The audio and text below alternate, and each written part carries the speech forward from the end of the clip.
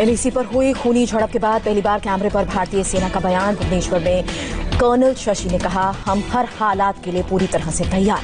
LAC पर शहीद ओडिशा के जवानों को श्रद्धांजलि देने पहुंचे थे कर्नल शशि। कहा, बहादुरी से लड़े हमारे जवान। चीनी सैनिकों के साथ भिड़ंत में भारत का कोई जवान लापता नहीं। इंडियन आर्मी ने आधिकारिक बयान जारी किया। इंडियन आर्मी ने सैनिकों को दी पूरी छूट। कहा, प्रोटोकॉल के तहत उनके काम में कोई दखल नहीं। 23 जून को भारत और चीन के विदेश मंत्री वीडियो कॉन्फ्रेंसिंग के जरिए मीटिंग करेंगे। आरआईसी की वर्चुअल बैठक में रूस भी शामिल होगा। राहुल गांधी को विदेश मंत्री एस जयशंकर का जवाब। कहा, निहत्थे नहीं थे हमारे सैनिक, समझौते के तहत गोली नहीं चलाई। राहुल गांधी ने उठाया था सवाल, पूछा एलएसी पर जवानों को बिना हथियार खतरे की ओर क्यों भेजा। 20 जवानों की शहादत को राहुल ने चीन का बड़ा अपराध किया। चीन के विदेश मंत्रालय का बयान, एलएसी पर हालात लगभग काबू में। भारत चीन सीमा विवाद पर मेजर जनरल लेवल की बातचीत, करीब 6 घंटे तक चर्चा। मीटिंग में भारत ने हिंसक झड़प का पुरजोर तरीके से विरोध किया। चीनी सैनिकों के बर्बरतापूर्ण कृत्य को रोकने की चेतावनी। मीटिंग में भारत की तरफ से त्रिशूल डिवीजन के commander major general Abhijeet Bapat, 2 Chinese interpreter समेत कई अधिकारी शामिल थे। ताजा विवाद समाप्त न होने तक जारी रहेगी बातचीत। मिलिट्री लेवल टॉक्स के साथ साथ डिप्लोमेटिक लेवल पर भी होगी बात। केंद्रीय गृह राज्य मंत्री जी किशन रेड्डी ने भी बोला, राहुल पर हमला। कहा, राजनीति में राहुल पूरी तरह से फेल। कांग्रेस और राहुल गांधी पर बीजेपी नेता राम माधव का निशाना। कहा, राहुल के बयानों से भारत के दुश्मनों को फायदा। चीन से तनाव के बीच इंडियन एयरफोर्स की ताकत बढ़ेगी। रूस से 33 फाइटर एयरक्राफ्ट खरीदने पर विचार। रेलवे ने चीन की कंपनी के साथ समझौते को रद्द किया। 471 करोड़ रुपए का कॉन्ट्रैक्ट हुआ था। चीन के सामानों का बॉयकॉट करेगी विश्व Hindu Parishad. Door to door campaign चलाया जाएगा। पटना में जन अधिकार पार्टी के नेता पप्पू यादव का प्रदर्शन। जेसीबी पर चढ़कर चीन की मोबाइल कंपनी के बैनर पर काले पोते। लद्दाख में शहीद हुए जवान का पार्थिव शरीर पटना लाया गया। सीएम नीतीश कुमार एयरपोर्ट पहुंचे। शहीद नायब सूबेदार मनदीप सिंह का पार्थिव शरीर पंजाब के पटियाला लाया गया। श्रद्धांजलि देने के लिए गांव के लोग उमड़े। कल राहुल गांधी नहीं मनाएंगे जन्मदिन। जवानों की शहादत और कोरोना संकट की वजह से फैसला। देश में 24 घंटे में 12,881 नए कोरोना केसेस। मरीजों की कुल संख्या 3,66,946। देश भर में एक दिन में कोरोना से 334 लोगों की मौत। अब तक 12,237 लोगों की जान गई। देश में 1,60,384 एक्टिव केसेस। अब तक 1,94,325 मरीज रिकवर हुए। देश भर में कोरोना टेस्टिंग पर आईसीएमआर ने जारी किया डेटा। पिछले 24 घंटे में 1,65,412 लोगों का टेस्ट हुआ। दिल्ली में कोरोना का नया रिकॉर्ड। एक दिन में 2,414 नए केसेस आए। संक्रमितों का आंकड़ा बढ़कर 47,102 हुआ। दिल्ली में 24 घंटे में कोरोना से 67 लोगों की जान गई। अभी तक 1904 लोगों ने दम तोड़ा। दिल्ली में कोरोना टेस्ट के लिए देश का पहला मोबाइल लैब लॉन्च हुआ। स्वास्थ्य मंत्री हर्षवर्धन ने शुरुआत की। रैपिड टेस्टिंग के लिए 341 टीम तैनात होंगी। 30 मिनट में रिपोर्ट आएगी। कोरोना संकट पर गृह मंत्रालय की बड़ी बैठक। दिल्ली एनसीआर में कोरोना संक्रमण को रोकने पर चर्चा। बैठक में गृह मंत्री ने सभी को स्पष्ट निर्देश दिया। कहा, कोरोना के खिलाफ एनसीआर को एक होकर लड़ना होगा। महाराष्ट्र में एक दिन में 100 लोगों की मौत हुई। केवल मुंबई में 67 लोगों ने दम तोड़ा। महाराष्ट्र में एक दिन में 3,752 पॉजिटिव केसेस आए। संक्रमितों का आंकड़ा बढ़कर 1,20,000 के पार। मुंबई में 24 घंटे में कोरोना के 1,359 नए केसेस। अब तक 61,501 मरीज। 26,921 एक्टिव केसेस। मुंबई में अब कोरोना के केसेस 29 दिन में हो रहे हैं डबल। बीएमसी ने आंकड़ा जारी किया। यूपी में 24 घंटे में 630 नए पॉजिटिव केसेस। प्रदेश में 15,785 संक्रमित।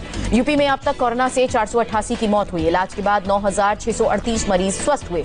5,659 एक्टिव केसेस। बिहार में कोरोना संक्रमितों का आंकड़ा 6,942 हुआ। राज्य में अब तक 44 मरीजों की मौत हुई। 1972 एक्टिव केसेस। झारखंड में एक दिन में 56 नए पॉजिटिव केसेस। एक की मौत। राज्य में संक्रमितों की संख्या बढ़कर 1,895। उड़ीसा में कोरोना संक्रमितों की संख्या 4,512। अब तक 3,047 लोग रिकवर हुए। मध्य प्रदेश में 24 घंटे में 57 नए केसेस। संक्रमितों की संख्या 4,191। अब तक 185 की मौत हुई। छत्तीसगढ़ में कोरोना के 1,864 मरीज। अब तक 10 लोगों की मौत। राज्य में 674 एक्टिव केसेस। हरियाणा में कोरोना मीटर 8,832 हुआ। राज्य में अब तक वायरस ने 130 लोगों की जान ली। पंजाब में अब तक 3,615 कोरोना के केसेस। वायरस से 83 लोगों की जान गई। राजस्थान में कोरोना का कहर जारी। राज्य में संक्रमितों की संख्या 13,542। अब तक 313 लोगों की जान गई। गुजरात में कोरोना ग्राफ 25,000 के पार। 24 घंटे में 510 नए मरीज। 31 लोगों ने दम तोड़ा। आंध्र प्रदेश में आज 425 नए मामले आए। कुल संख्या 7,496। वायरस से 92 लोगों की मौत। केरल में आज 97 सैंपल पॉजिटिव पाए गए। 2,794 लोग कोरोना संक्रमित। अब तक 21 की जान गई। कर्नाटक में 210 नए मामले आए। कोरोना मीटर 7,944 हुआ। 118 लोगों की मौत। तमिलनाडु में 2,141 नए मरीज। आज 49 लोगों की मौत हुई। आंकड़ा 52,334 हुआ। हिमाचल प्रदेश में 3 नए पॉजिटिव केसेस, संक्रमितों की संख्या 589, 201 एक्टिव केसेस। नागालैंड में 24 घंटे में कोई नया कोरोना मरीज नहीं, 193 केस में से 90 एक्टिव मामले। मिजोरम में एक दिन में 9 पॉजिटिव केस, संक्रमितों का आंकड़ा बढ़कर 130। असम में आज 82 लोगों की रिपोर्ट पॉजिटिव आई, 4,777 हुआ, आंकड़ा 9 की जान गई। त्रिपुरा में कोरोना के 3 नए पॉजिटिव केस, संक्रमितों में ज्यादातर मरीजों की ट्रैवल हिस्ट्री। 24 घंटे में जम्मू कश्मीर में कोरोना से 7 की जान गई, मरने वालों का आंकड़ा 71 हुआ। कोरोना के कारण उड़ीसा में होने वाले जगन्नाथ रथ यात्रा पर सुप्रीम कोर्ट ने रोक लगाई, कहा लोगों के स्वास्थ्य के लिए आदेश जरूरी। सुप्रीम कोर्ट ने कहा भगवान जगन्नाथ का काम नहीं रुकता, यात्रा पर रोक लगाने के लिए भगवान कर देंगे माफ। WHO के वैज्ञानिक का बयान, कहा HCQ दवा कोरोना मरीजों की मौत को रोकने में बेअसर। वर्ल्ड में आज 57,000 से ज्यादा लोग संक्रमित हुए, 1,924 की मौत हुई। दुनिया में अब तक 84,86,000 से ज्यादा पॉजिटिव केसेस, 4,52,000 से ज्यादा डेथ। दुनिया में अब तक 44,46,000 मरीज स्वस्थ हुए, 35,87,000 एक्टिव केसेस। अमेरिका में 22,39,000 लोग कोरोना संक्रमित, अब तक 1,20,000 से ज्यादा की मौत हुई। देश में कोरोना संकट पर पीएम मोदी का बड़ा बयान, भारत आपदा में रोने वाला देश नहीं है, आपदा को अवसर में बदलेंगे। पीएम ने कहा एक एक सेक्टर को चुनकर देश को आत्मनिर्भर बनाना लक्ष्य, बोले भारत की सफलता तरक्की निश्चित। पीएम ने कहा देश आयात पर अपनी निर्भरता कम करेगा, हम एक्सपोर्टर बनेंगे, विदेशी मुद्रा बचाएंगे। प्रधानमंत्री ने कहा अब कोयले के लिए बाजार खुले, बदलावों का लाभ कोयला सेक्टर को ही नहीं बाकी सेक्टर्स को भी मिलेगा। गृह मंत्री अमित शाह ने कोयला खदान की नीलामी को ऐतिहासिक फैसला बताया। ऊर्जा के क्षेत्र में आत्मनिर्भर बनेगा भारत। गरीब कल्याण रोजगार अभियान के तहत जिले में ही प्रवासी मजदूरों को काम मिलेगा, 125 दिन अभियान चलेगा। गरीब कल्याण रोजगार योजना के तहत 116 जिलों में मिलेगा प्रवासी मजदूरों को काम। सरकार ने बनाया 50,000 करोड़ रुपए का फंड।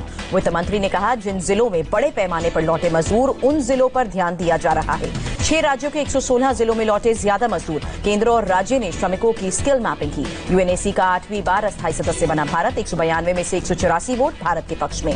प्रधानमंत्री मोदी ने समर्थन करने वाले सभी देशों का शुक्रिया अदा किया, कहा विश्व शांति, सुरक्षा, न्याय के लिए मिलकर काम करेंगे।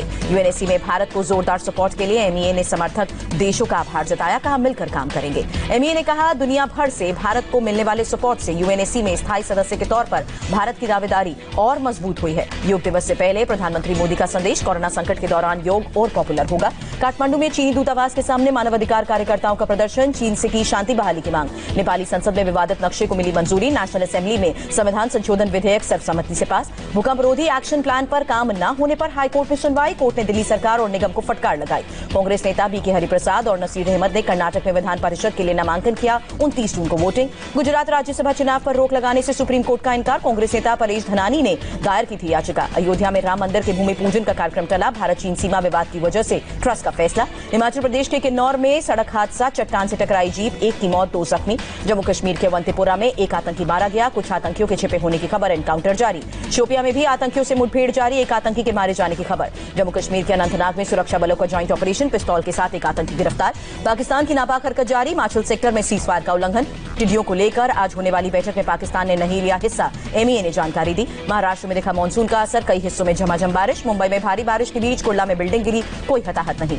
मिजोरम में महसूस हुए भूकंप के झटके, रिक्टर स्केल पर 5.0 मापी गई तीव्रता। लगातार 12वें दिन तेल के दाम बढ़े, पेट्रोल 53 पैसे और डीजल 64 पैसे की बढ़ोतरी। शेयर बाजार में आज जबरदस्त उछाल, सेंसेक्स में 700 और निफ्टी में 210 अंकों की बढ़त के साथ बंद हुआ। अभिनेता सुशांत सिंह राजपूत की अस्थियां गंगा में प्रवाहित, पटना में श्राद्ध कार्यक्रम होगा।